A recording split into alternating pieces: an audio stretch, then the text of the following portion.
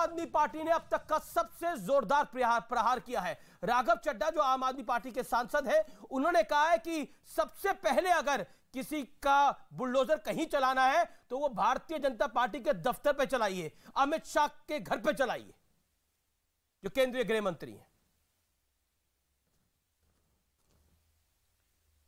देखिए अमीश भाई, मैंने भी वो बाइट सुना है। अब ये नजरिया है, जहां तक आम आदमी पार्टी का सवाल है, उनको लगता है कि अमानतुल्लाह खान ही उनका हीरो है। उनको लगता है देश को दिशा कोई दे सकता है तो अमानतुल्लाह खान दे सकता है, दिल्ली को कोई नजीर पेश कर सकता है तो वो अमानतुल्लाह खान कर सकता है। हमें लगता है अगर कोई वास्तविक रूप में गृह मंत्री बनने लायक है और जो देश को दिशा भी दे रहा है गृह मंत्रालय में और सही मायने में काम कर रहा है तो वो अमित शाह है। अब मैं ये दिल्ली की जनता पर और देश की जनता पे छोड़ता हूं कि उन्हें अमित शाह चाहिए या उन्हें अमानतुल्लाह खान चाहिए। आप भी बता दीजिए आपको कौन चाहिए, अमित शाह चाहिए या अमानतुल्लाह खान चाहिए। मैं तो संजय भाई भी बैठे हुए हैं, उनसे भी पूछता हूं, उनको अमानतुल्लाह खान चाहिए या अमित शाह चाहिए? आप डिसाइड कर लीजिए। अमानतुल्लाह खान तो उनके साथ है ही, लेकिन संजय सिंह, धर्म क्यों देखा जा रहा है बुलडोजर का? बुलडोजर तो विकास दुबे पे के आप पे भी चला, आप तो उत्तर प्रदेश से बिलोंग भी करते हैं। बुलडोजर तो खरगोन में भी चला, बुलडोजर जहांगीरपुरी में गुप्ता की जूस की दुकान पे भी चला, सब पे चला। तो इसमें धर्म क्यों आंका जा रहा है, धर्म क्यों देखा जा रहा है? मेरा सवाल यह है कि यह अतिक्रमण 15 सालों में कराया किसने? अमित देवगंजी एमसीडी में 15 साल से भारतीय जनता पार्टी करोड़ों रुपए की रिश्वत खाके इनके मेयर, इनके पार्षदों ने दिल्ली को लूट कर अतिक्रमण करवाए और अब अतिक्रमण हटाने का ड्रामा कर रहे हैं। क्या गुप्ता जूस वाले को, जो रो रहा था, बिलख रहा था, चीख रहा था, उसको 1977 का अपना कागज दिखाने का अधिकार नहीं है? वो कह रहा है हमारे पास कागज है, हमारी दुकान मत गिराइए।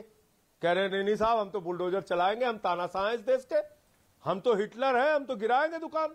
तुम होते कौन हो जूस की दुकान चलाने वाले? हमारे रहते हुए गरीब आदमी रोजगार कैसे चला सकता है? उसको कुचलना है। दूसरा, वो सोनू चीख रहा है, चिल्ला रहा है, मैं हिंदू हूं, मेरी दुकान उजाड़ रहे हो, सब हम लोग मिलकर रहना चाहते हैं। लेकिन नहीं साहब, उजाड़ना है।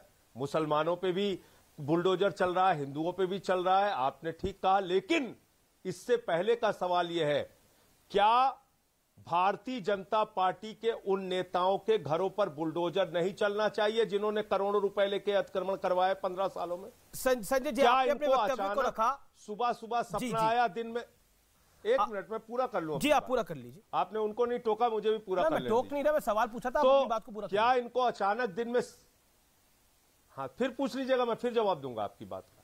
क्या इनको अचानक दिन में सपना आया कि कुछ इलाके में अतिक्रमण हो गया है, चलो अब उसको तोड़ना है? दूसरी बात, इनकी सरकार और अमित शाह जी का ये बखान कर रहे थे।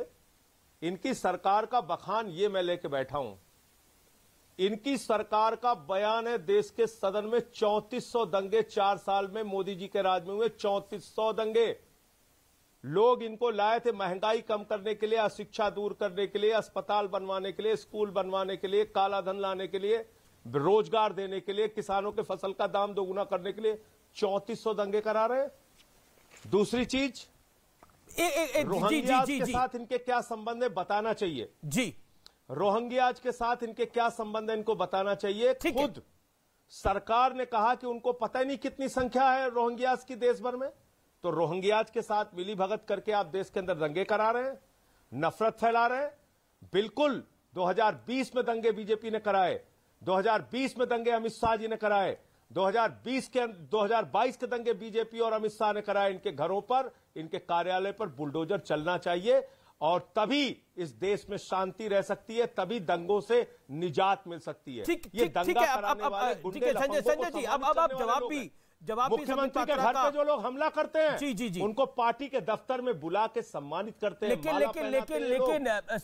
संजय जी, आदमी कहता है महिलाओं के साथ रेप करेंगे, ठीक है, जवाब सुन लीजिए ना। राजेश वर्मा इनका सांसद सम्मानित कर रहा है, जवाब सुन लीजिए ना। संबित पात्रा, जवाब दीजिए। मेरा निवेदन है कि संक्षेप में अपनी